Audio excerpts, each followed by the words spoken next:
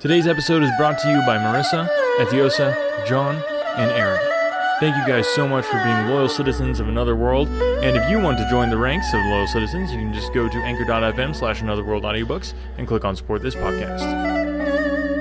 Alrighty. Now we're on to Chapter 5 of The Hound of the Baskervilles. We're cruising right along. Thank you guys so much for listening. I know I say it every time, but I cannot overstate the fact that I just love the fact that we've got people all over the world and sharing these stories and just connecting. I always forget to mention this because nothing really ever came of it when I first started it, but there is an actual Facebook group for the loyal citizens of Another World audiobooks that you can join. So if you want an intro into that, I think it'd be awesome to just start kind of building up the community of these people as we share these stories together and get to enjoy them together. You know, I love just throwing around ideas of different fan theories and that type of thing. So if that's something you guys would be interested in, let me know. Get in touch with me at anotherworldaudiobooks@gmail.com. But enough of that. We've got to get into Chapter 5 of The Hound of the Baskervilles. Chapter 5. 3 Broken Threads. Sherlock Holmes had, in a very remarkable degree, the power of detaching his mind at will. For 2 hours, the strange business in which we had been involved appeared to be forgotten, and he was entirely absorbed in the pictures of the modern Belgian masters. He would talk of nothing but art, of which he had the crudest ideas, from our leaving the gallery until we found ourselves at the Northumberland Hotel. "Sir Henry Baskerville is upstairs expecting you," said the clerk. "He asked me to show you up at once when you came." "Have you any objection to my looking at your register?" said Holmes. "Not in the least." The book showed that 2 names had been added after that of Baskerville. One was Theophilus Johnson and family of Newcastle, the other Mrs. Oldmore and maid of High Lodge, Alton. "Surely that must be the same Johnson whom I used to know," said Holmes to the porter. "A lawyer, is he not? Grey-headed and walks with a limp." "No, sir. This is Mr. Johnson, the coal owner, a very active gentleman, not older than yourself." "Surely you are mistaken about his trade." "No, sir. He has used this hotel for many years, and he is very well known to us." "Ah, that settles it. Mrs. Oldmore, too. I seem to remember the name. Excuse my curiosity, but often in calling upon one friend, one finds another." "She is an invalid lady, sir. Her husband was once mayor of Gloucester. She always comes to us when she is in town." "Thank you. I'm afraid I cannot claim her acquaintance." "We have established a most important fact by these questions, Watson," he continued in a low voice as we went upstairs together. "We know now that the people who are so interested in our friend have not settled down in his own hotel. That means that while they are, as we have seen, very anxious to watch him, they are equally anxious that he should not see them. Now, this is a most suggestive fact." "What does it suggest?" "It suggests... Hello. My dear fellow, what on earth is the matter?" As we came round the top of the stairs, we had run up against Sir Henry Baskerville himself. His face was flushed with anger, and he held an old and dusty boot in one of his hands. So furious was he that he was hardly articulate, and when he did speak it was with a much broader and more western dialect than any which we had heard from him in the morning. "Seems to me they are playing me for a sucker in this hotel," he cried. "They'll find they've started in to monkey with the wrong man unless they're careful. By thunder, if that chap can't find my missing boot, there will be trouble. I can take a joke with the best, Mr. Holmes, but they've got a bit over the mark this time." "Still looking for your boot?" "Yes, sir, and mean to find it." "But surely you said that it was a new brown boot." "So it was, sir, and now it's an old black one." "What? You don't mean to say—" "That's just what I mean to say. I only had 3 pairs in the world, the new brown, the old black, and the patent leathers which I am wearing. Last night they took one of my brown ones, and today they have sneaked on the black. Well, have you got it? Speak out, man, and don't stand staring." An agitated German waiter had appeared upon the scene. "No, sir. I have made inquiry all over the hotel, but I can hear no word of it." "Well, either that boot comes back before sundown, or I'll see the manager and tell him I go right straight out of this hotel."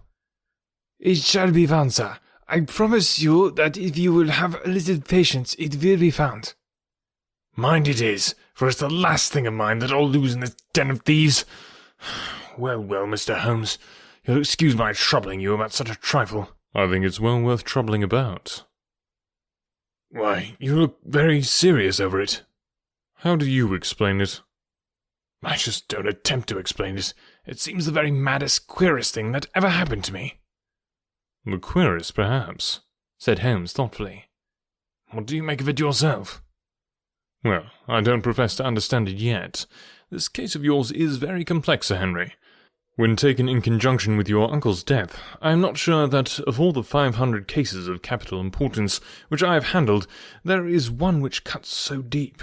But we hold several threads in our hands, and the odds are that one or other of them guides us to the truth. We may waste time in following the wrong one, but sooner or later we must come upon the right. We had a pleasant luncheon in which little was said of the business which had brought us together. It was in the private sitting room to which we afterwards repaired that Holmes asked Baskerville what were his intentions. To go to Baskerville Hall. And when? At the end of the week. On the whole, said Holmes, I think that your decision is a wise one.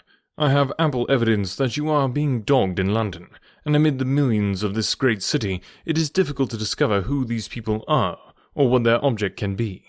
If their intentions are evil, they might do you a mischief, and we should be powerless to prevent it. You did not know, Dr. Mortimer, that you were followed this morning from my house. Dr. Mortimer started violently. Followed? By whom? That, unfortunately, is what I cannot tell you. Have you among your neighbours or acquaintances on Dartmoor any man with a black, full beard? No. Or, let me see. Why, yes, Barrymore. Sir Charles's butler is a man with a full black beard. Ha! Where is Barrymore? He is in charge of the hall. We had best ascertain if he is really there, or if by any possibility he might be in London. How can you do that? Give me a telegraph form. Is all ready for Sir Henry. That will do. Addressed to Mr. Barrymore, Baskerville Hall. What is the nearest telegraph office? Grimpen. Very good. We will send a second wire to the postmaster, Grimpen. Telegram to Mr. Barrymore to be delivered into his own hand. If absent, please return wire to Sir Henry Baskerville, Northumberland Hotel. That should let us know before evening whether Barrymore is at his post in Devonshire or not. That's so, said Baskerville. By the way, Dr. Mortimer, who is this Barrymore, anyhow? He is the son of the old caretaker, who is dead. They have looked after the hall for 4 generations now. As far as I know, he and his wife are as respectable a couple as any in the county. At the same time, said Baskerville, it's clear enough that so long as there are none of the family at the hall, these people have a mighty fine home and nothing to do. That is true. Did Barrymore profit at all by Sir Charles's will? Asked Holmes. He and his wife had £500 each. Ha! Did they know that they would receive this? Yes, Sir Charles was very fond of talking about the provisions of his will. That is very interesting. I hope, said Dr. Mortimer, that you do not look with suspicious eyes upon everyone who received a legacy from Sir Charles, for I also had £1,000 left to me. Indeed. And anyone else? There were many insignificant sums to individuals, or a large number of public charities. The residue all went to Sir Henry. And how much was the residue? £740,000. Holmes raised his eyebrows in surprise. I had no idea that so gigantic a sum was involved, said he. Sir Charles had the reputation of being rich, but we did not know how very rich he was until we came to examine his securities. The total value of the estate was close on to £1 million. Dear me, it is a stake for which a man might well play a desperate game. And one more question, Dr. Mortimer. Supposing that anything happened to our young friend here, you will forgive the unpleasant hypothesis, who would inherit the estate? Since Roger Baskerville, Sir Charles's younger brother, died unmarried, the estate would descend to the Desmonds, who are distant cousins. James Desmond is an elderly clergyman in Westmoreland. Thank you. These details are all of great interest. Have you met Sir James Desmond? Yes, he came down once to visit Sir Charles. He is a man of venerable appearance and of saintly life. I remember that he refused to accept any settlement from Sir Charles, though he pressed it upon him. And this man of simple tastes would be the heir to Sir Charles's thousands? He would be the heir to the estate because that is entailed. He would also be the heir to the money unless it were willed otherwise by the present owner, who can, of course, do what he likes with it. And have you made your will, Sir Henry? No, Mr. Holmes, I have not. I've had no time, for it was only yesterday that I learned how matters stood. But in any case, I feel that the money should go with the title and estate. That was my poor uncle's idea. How is the owner going to restore the glories of the Baskervilles if he has not money enough to keep up the property? House, land, and dollars must go together. Quite so.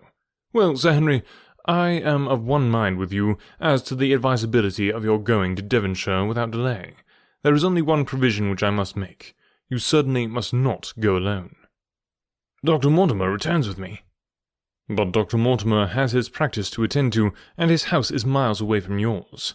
With all the good will in the world, he may be unable to help you. No, Sir Henry, you must take with you someone, a trusty man, who will be always by your side. Is it possible that you could come yourself, Mr. Holmes? If matters came to a crisis, I should endeavour to be present in person, but you can understand that, with my extensive consulting practice, and with the constant appeals which reach me from many quarters, it is impossible for me to be absent from London for an indefinite time.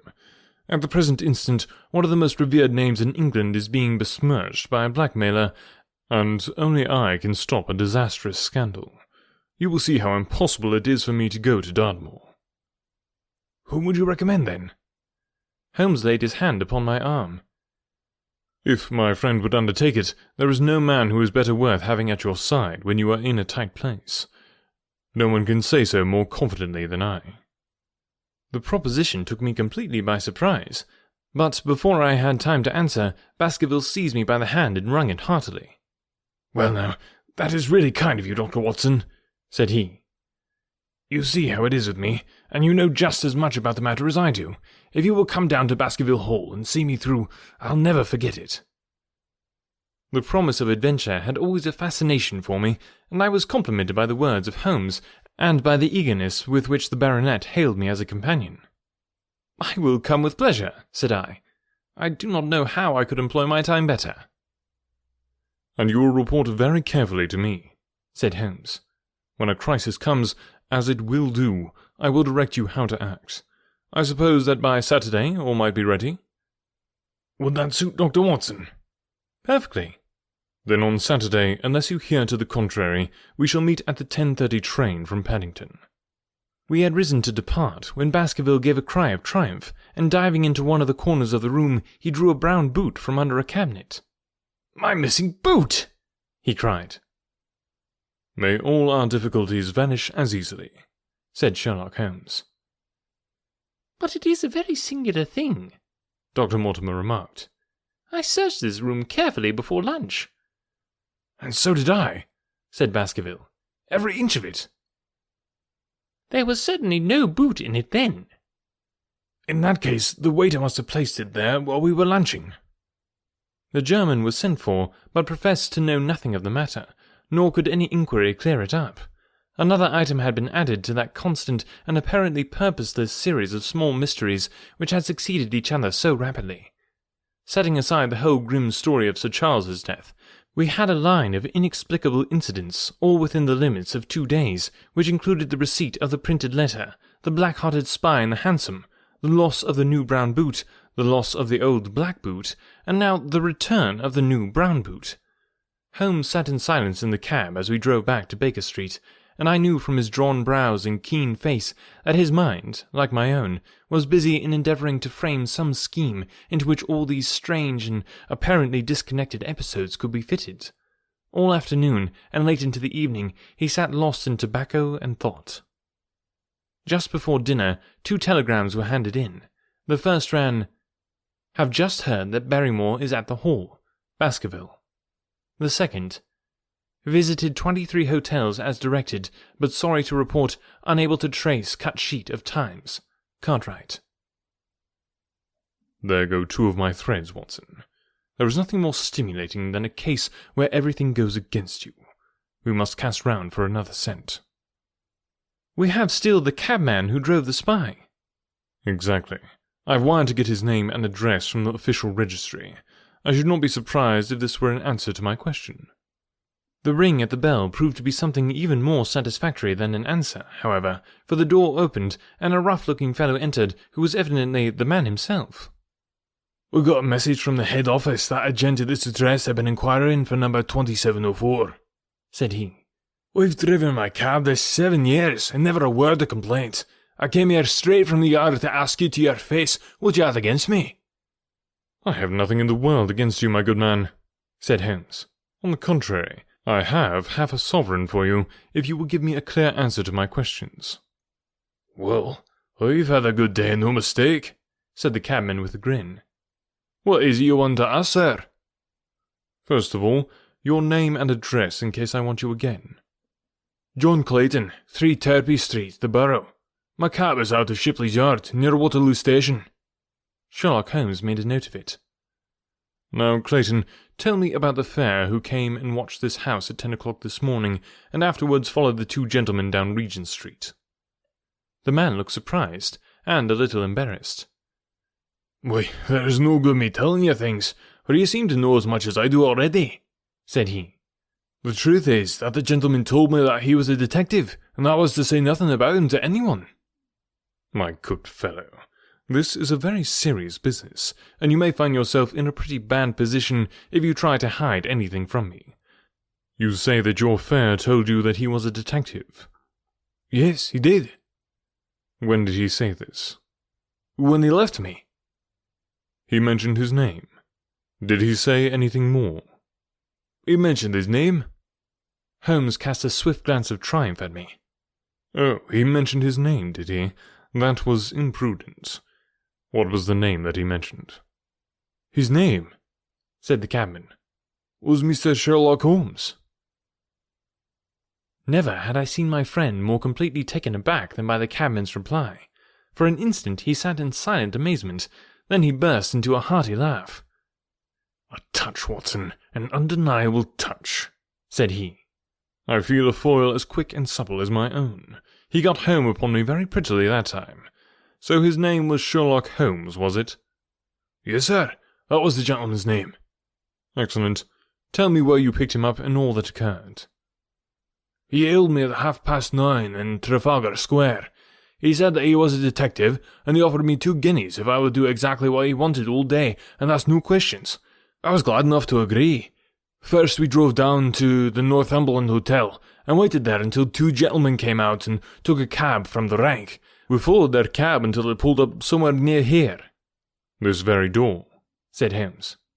Well, I couldn't be sure of that, but I dare say my fare knew all about it. We pulled up halfway down the street and waited an hour and a half. Then the 2 gentlemen passed us, walking, and we followed down Baker Street and along... I know, said Holmes. Until we got 3/4 down Regent Street. Then my gentleman threw up the trap, and he cried that I should drive right away to Waterloo Station as hard as I could go. I whipped up the mare, and we were there under 10 minutes. Then he paid up his 2 guineas, like a good one, and away he went into the station. Only just as he was leaving, he turned round and he said, "It might interest you to know that you have been driving Mr. Sherlock Holmes. That's how I come to know the name." I see. And you saw no more of him? Not after he went to the station. And how would you describe Mr. Sherlock Holmes? The cabman scratched his head. Well, he wasn't altogether such an easy gentleman to describe. I'd put him at 40 years of age, and he was of a middle height, 2 or 3 inches shorter than you, sir. He was dressed like a toff, and he had a black beard, cut square at the end, and a pale face. I don't know as I could say more than that. Colour of his eyes? No, I can't say that. Nothing more that you can remember? No, sir, nothing. Well then, here is your half-sovereign. There's another one waiting for you if you can bring any more information. Good night. Good night, sir, and thank you. John Clayton departed chuckling, and Holmes turned to me with a shrug of his shoulders and a rueful smile. Snap goes our 3rd thread, and we end where we began, said he. The cunning rascal. He knew our number, knew that Sir Henry Baskerville had consulted me, spotted who I was in Regent Street, conjectured that I had got the number of the cab, and would lay my hands on the driver, and so sent back this audacious message. I tell you, Watson, this time we have got a foeman who is worthy of our steel. I've been checkmated in London. I can only wish you better luck in Devonshire. But I am not easy in my mind about it. About what? About sending you. It is an ugly business, Watson, an ugly, dangerous business. And the more I see of it, the less I like it. Yes, my dear fellow, you may laugh, but I give you my word that I shall be very glad to have you back safe and sound in Baker Street once more.